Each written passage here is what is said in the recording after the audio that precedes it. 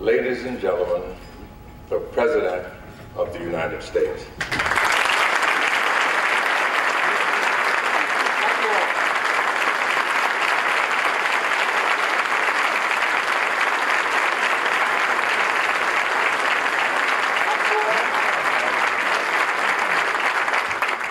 It's about time you invited the President.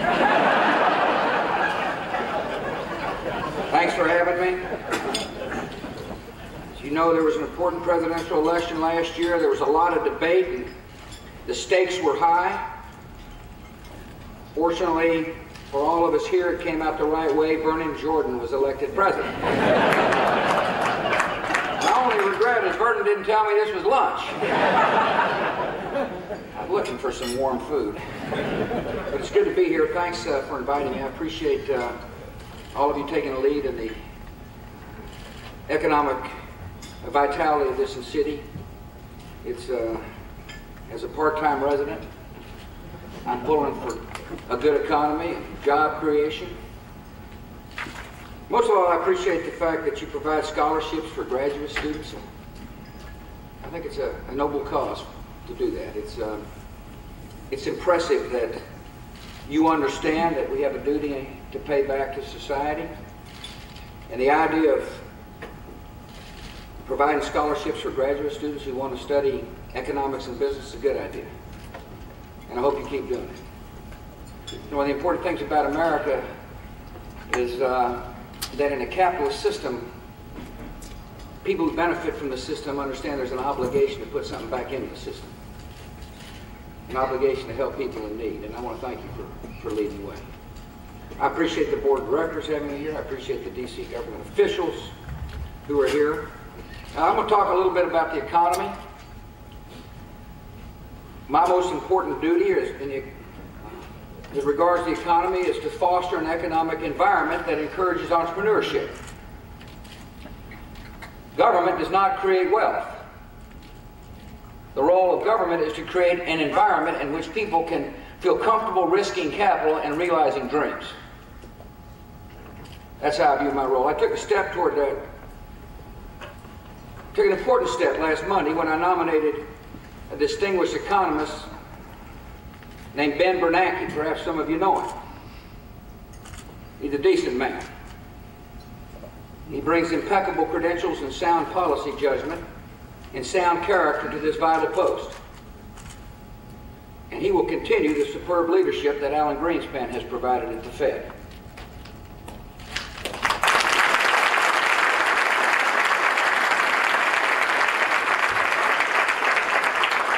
We've got a resilient and strong economy. If you think about what this economy's been through, I think you'll agree with me, it's been resilient and strong. In the past 5 years, and that must be the amount of time I've been here, this economy has been through a stock market bubble. It's been through a recession. We had the attacks on September the 11th. We had corporate scandals. We've had the rising price of energy, and we've had natural disasters. And these were shocks to our system. And it required action to make sure America was a good place to risk capital. They forced us to make choices here in Washington.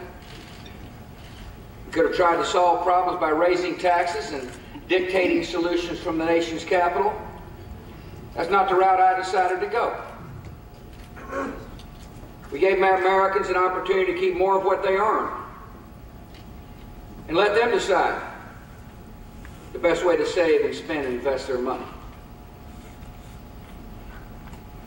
To get our economy moving again, this administration has followed a clear principle. We put our trust in the hard work and good sense of the American people.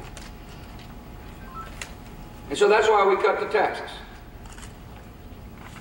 We cut taxes on families by lowering the rates. We cut taxes on the child credit. We reduced the marriage penalty. We cut taxes on dividends and capital gains to encourage investment. We cut taxes on small business owners, who often pay their business taxes at the individual income tax rate. We create incentives for small businesses to invest in new equipment, expand, and create jobs. And to help our families and our farmers and entrepreneurs pass on the results of a lifetime of hard work to their loved ones, we put the death tax on the road to extinction. These pro-growth policies have worked. Real disposable personal income has grown by nearly $1,900 per capita. Home ownership has reached an all-time high. More minorities own a home today in America than ever before in our nation's history. Productivity is growing at the fastest rate in nearly 40 years. Over the past 28 months, America's entrepreneurs have created more than 4.2 million new jobs. The unemployment rate is 5.1%. That's lower than the average rate of the 1970s, 1980s, and 1990s.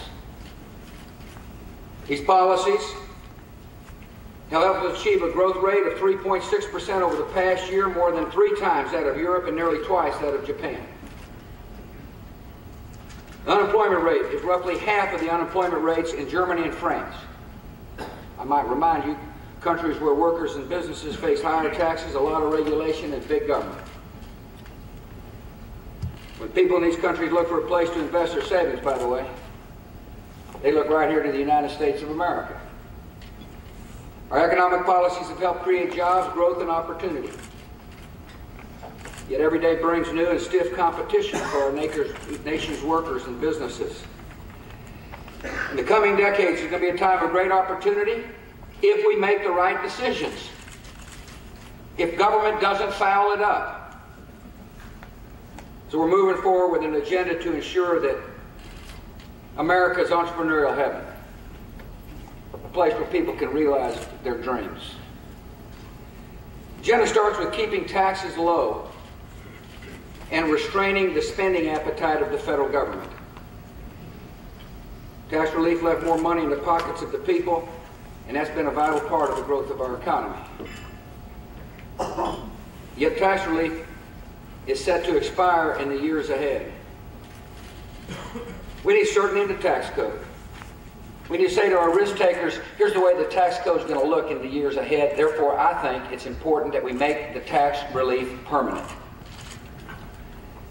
As we provide more incentives for people to work and invest, tax relief has led to faster economic growth, which is translated into faster revenue for the federal treasury. This year, thanks to rising revenues and wise fiscal policy, the deficit was $108 billion less than expected. To continue reducing the deficit, we need to keep the taxes low, and we've got to redouble our efforts to be wise about how we spend your money. Earlier this year, I submitted the most disciplined proposal for non-security discretionary spending since Ronald Reagan was in the White House. My budget proposed an actual cut in spending on non-security discretionary spending. Congress needs to make that cut real. And I'm open to a further across-the-board spending cut as well. My budget has proposed vital reforms in mandatory spending that will save the taxpayers $187 billion over the next decade. Part of our plan to cut our deficit in half by 2009. Some have said that the unprecedented destruction caused by the recent hurricanes means that we've got to put our plans to cut the deficit on hold. I disagree. We don't have to do that. We can help the people of the Gulf Coast region recover and rebuild, and we can be good stewards of the taxpayers' dollars at the same time. Which means we're going to have to reduce unnecessary spending elsewhere in the budget. My administration is working with Congress to identify offsets and spending rescissions so we can provide for emergency relief in a fiscally responsible way. I met with the leader of the House and the Senate today, and we're working on a plan for pushing significant reductions in mandatory and discretionary spending. Both houses are making progress toward cuts that'll show the American people we're capable of being wise about the money and at the same time meet our priorities. I encourage Congress to push the envelope when it comes to cutting spending. See, believe it or not, up here in Washington, there's a lot of programs that simply don't deliver results.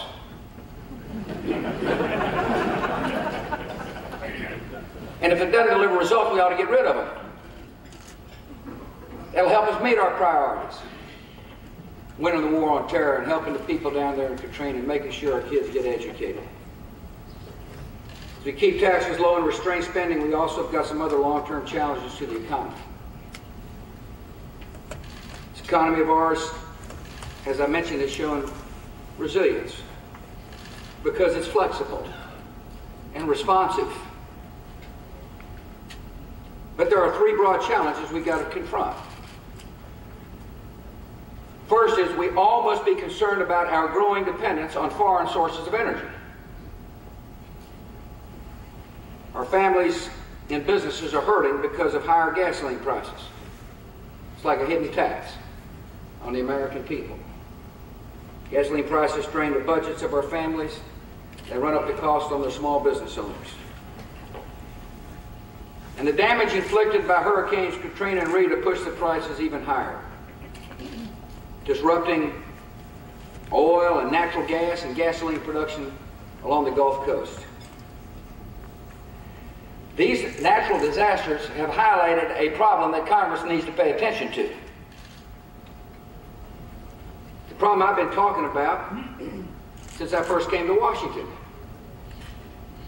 Our energy supplies are not keeping up with consumption. And that's why people's prices are going up.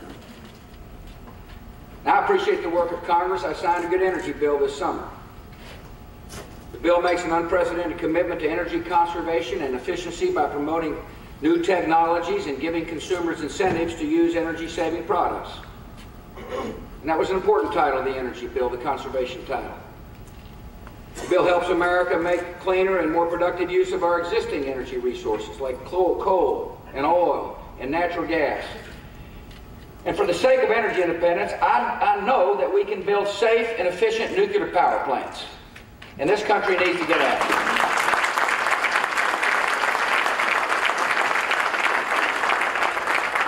This bill helps diversify our supply by promoting alternative and renewable energy sources such as ethanol and biodiesel. We're making progress in developing the technologies that will be able to use corn or soybeans to be the feedstock for energy. I mean, it makes sense, doesn't it? We grow a lot of corn and we grow a lot of soybeans. And I hope one day the president's sitting in the Oval Office and somebody walks in and says, hey, the crops are strong this year. It means we're less dependent on foreign sources of energy. The bill also helps promote needed investment in our energy infrastructure. It's a good piece of legislation, but it's only a first step. Congress needs to take more steps. We got to allow environmentally responsible oil exploration in the Arctic National Wildlife Refuge. We want to become less dependent on foreign sources of energy. We need to build and expand our refineries. Do you realize we have not built a new refinery since the early 1970s in America? People wonder why the gasoline price goes up. It's because we don't have enough supply. People are conserving more, and that's good. But we need more supply of gasoline for the sake of our consumers and for the sake of our economy. And so I'm going to work with Congress to pass a bill that makes it easier for current refineries to expand, that encourages the construction of new refineries, so that we've got more affordable fuel for the American people. In the long term, reducing our dependence on foreign oil requires looking beyond fossil fuels. So we're making investments necessary to move from a hydrocarbon economy to a hydrogen economy. In other words, what I'm telling you is that investments in technologies are going to allow us to diversify away from the era of oil and gas. In 2003, we launched an aggressive program called the Hydrogen Fuel Initiative. When hydrogen is used in a fuel cell, it can power consumer products from computers to cell phones to cars that emit pure water instead of exhaust fumes. I appreciate the Congress in dedicating $1.2 billion into hydrogen fuel research. Here's the dream, and I think it's going to happen. That your grandchildren, for some of you,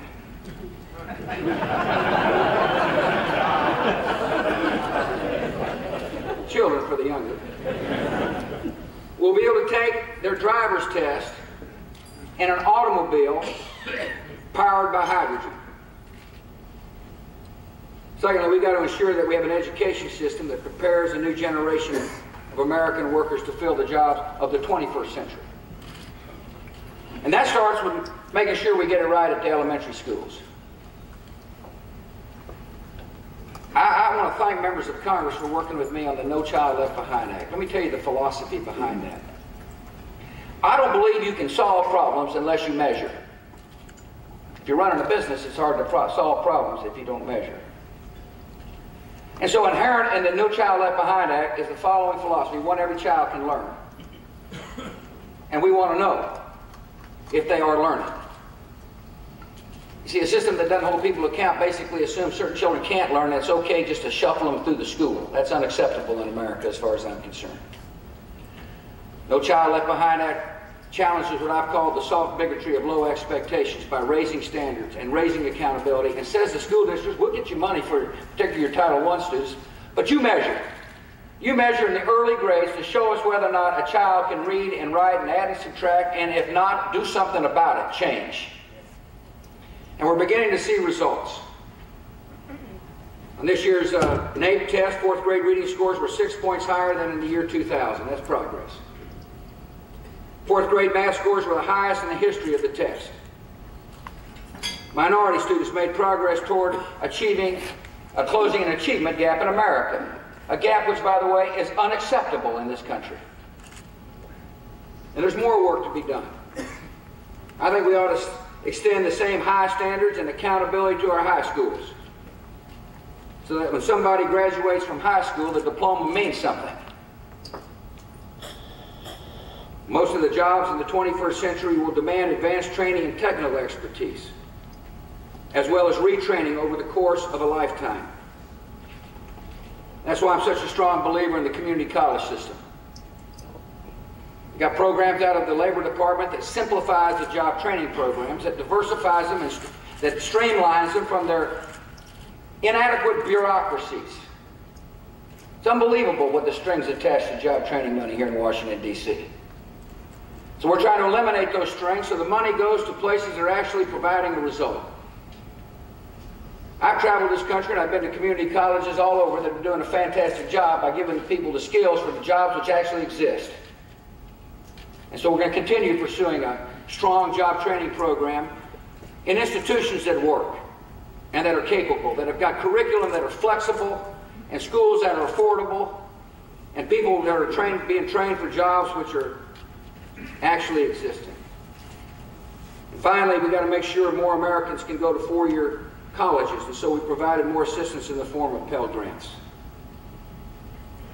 To make sure that the economic environment in this country is conducive to growth, we've got to make sure our workforce is educated. Thirdly, we must have a healthcare system that puts patients in charge of decisions, that offers greater choice and allows workers to own their own healthcare. Listen, I understand the rising cost of healthcare has imposed large costs on your businesses and on our families, but we've begun to make changes here in Washington. I was pleased to sign a bill that confronts costs and creates choice by giving Americans the option of health savings accounts. It's a really innovative product that gives you affordable coverage for major illnesses and allows the worker to save money tax-free for routine medical expenses. It puts the consumer in charge of making healthcare decisions. Once you have your HSA, by the way, you can roll over money on a tax-free basis year to year, and you can take it with you from job to job. I strongly urge you to look at HSAs if you're running a business here. Many Americans are already benefiting from the security of HSAs. I propose tax relief for individuals and employers and low-income families to use HSAs, and I hope the Congress responds. As we make health care more accessible and affordable, we're strengthening the safety net. When I came to office, I pledged to open or expand 1,200 community health centers to serve an additional 6.1 million people in need for health care. So far, we've opened or expanded more than 800 community health centers. These are cost-effective, smart facilities. It helps the poor and the indigent get much-needed primary care. The budget for 2006 provides funding to open or expand more than 500 more community health centers. We also renewed the promise of Medicare. Medicare is a really important program, obviously. It needed to be reformed. If you're going to have a health care system for the elderly, it seemed like to me the health care system ought to be modern. Do you realize prior to the reforms that Congress passed and I proudly signed, Medicare would pay $100,000 for a heart surgery, but not a dime for the prescription drugs that would prevent the heart surgery from being needed in the first place. The system was outdated and it didn't make sense. So I worked with Congress for the most significant reforms since Medicare was established. Inherent in that bill is not only modernizing the medicine that people get, but it also gives seniors choices. I believe if consumers have more choices, it helps to control cost and enhances the quality of a product someone is able to get. I also believe that we ought to have what's called association health plans, which will allow small businesses to pool across jurisdictional boundaries, to be able to afford insurance at the same discounts that big businesses get. It's a common sense way to help small businesses insure people. Bill got out of the House, it's stuck in the Senate. The Senate, if they are concerned about the cost of health care for our small businesses, needs to pass association health plans. And finally, we're working to expand information technology in the field of medicine. If you've ever looked at the IT part of medicine, you'll be amazed at how backwards it is. I mean, it's easier to get information on buying a car than it is on healthcare items. And that doesn't make any sense. So we've got a goal to computerize medical records that will help make America's healthcare more transparent and more efficient. It should help patients make rational choices and help doctors save lives. To reduce the cost of health care, we got to do something about medical liability. We got a problem in America. I've been to states where they have trouble finding an OBGYN because they're getting these good docs are getting sued out of business. It just doesn't make any sense to have a medical liability system that's out of control.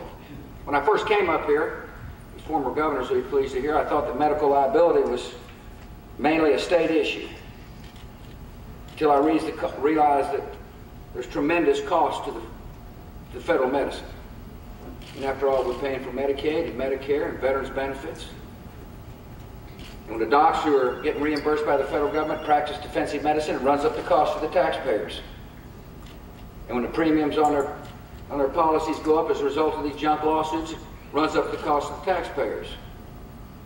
Come to the conclusion that medical liability is a national issue that requires a national response. I got a good bill out of the House. The Senate needs to pass medical liability reform, so medicine is available and affordable for the American citizens. And speaking about tort reform, part of making sure America is competitive in the world, and this is a good place to risk capital, we need more tort reform out of the Congress. We took an important step when we passed class action reform and bankruptcy reform. I signed a bill today that said if you manufacture a legal product, you shouldn't get sued for it. Now the House and the Senate need meaningful asbestos reform, and they need to get it to my desk as soon as possible. We also need to confront the long-term problems confronting our entitlements. If this country wants to stay competitive throughout the 21st century, we have got to do something about Social Security and Medicare. Now, as you know, I brought up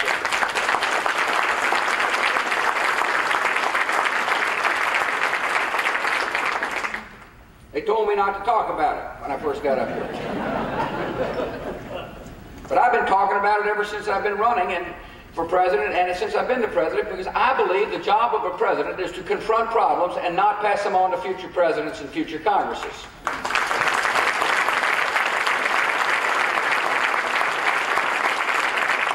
And we got a problem. It starts with the the fact that baby boomers like me are getting ready to retire. Just so happens I turned 62 in the year 2008.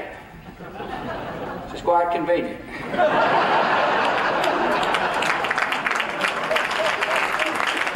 There's a lot of me. A lot of people like me. I mean, there are millions and millions of baby boomers relative to the folks that are going to be paying for my retirement and your retirement. The system is going broke. You know, I give a lot of speeches and look out in the audience and see people working hard to pay their payroll taxes. And they're paying payroll taxes into a system that's just not going to be around unless we do something about it. And so I made some proposals to the Congress. Proposals that work with how fast benefits will go up.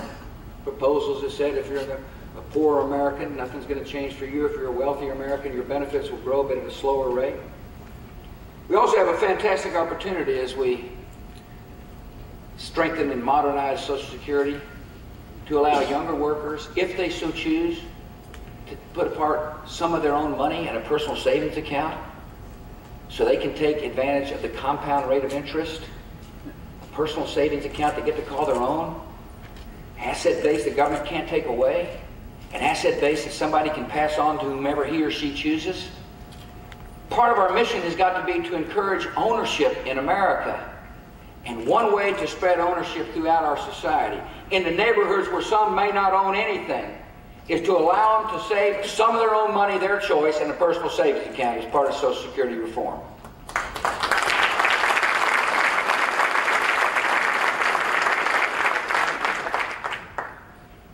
And we'll continue to talk to the American people on this issue and insist that Congress do the right thing and work together to save Social Security. And finally, we've all got to remember we live in a global economy. This country is home to about 5% of the world's population, which means 95% of potential customers live abroad. Millions of Americans, at least their jobs, depend on exports. And so to keep this economy growing and creating jobs, we've got to continue to open up markets for American products. When I came to office, I asked Congress to grant trade promotion authority. My administration has put that authority to good use. We've completed free trade agreements with 12 nations on 5 continents. We've opened a combined market of 124 million consumers for American products. Earlier this year, we completed a free trade agreement with Central American nations that gives our goods and services the same access in Central America that their goods already get here. In other words, we leveled the playing field.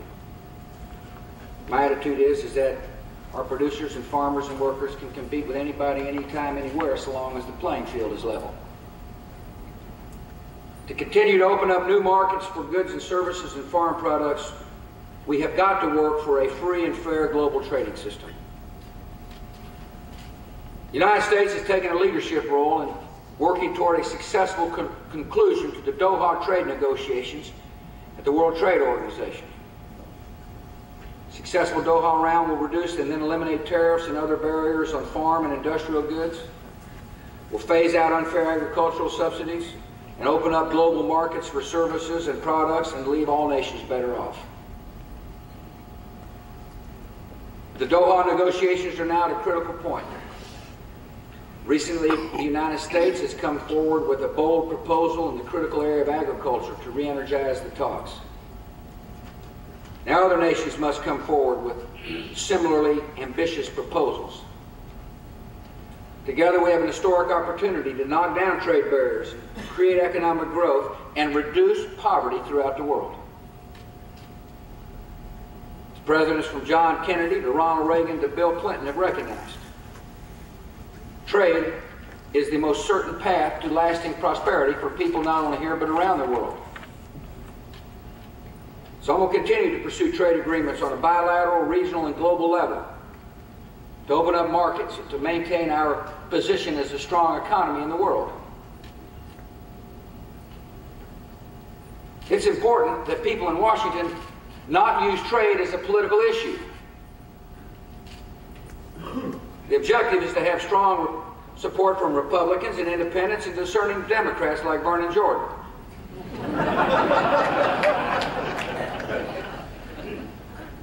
I've been disappointed with how the trade debates have gone in Washington. In the 1990s, many Democrats supported important trade agreements such as NAFTA. Fewer and fewer Democrats today are willing to stand by that position and support trade bills that are good for American workers. It's time to get politics out of trade policy and focus on what's best for the United States of America.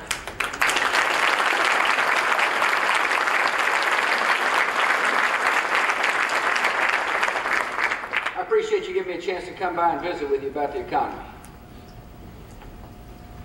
We'll keep making the decisions necessary to ensure that the entrepreneurial spirit is strong, that the small business sector can grow, and that people have got a chance to realize their dreams. We've got a remarkable country when you think about it. When you think about a land where a person can come here from anywhere, or grow up in a neighborhood maybe where there's no hope, and they have a dream of starting their own business and creating wealth, and raising a family and owning a home. It's possible in this country. It's not only possible, it's likely if you work hard. That's the greatest thing about our country. You know, it's such an honor to travel the world, and it always strikes me about how bright the American future is for people. And our job in Washington is to keep it bright and to keep it hopeful and keep making decisions that end up encouraging people to work hard and realize their dreams. This economy is strong, it's going to stay strong.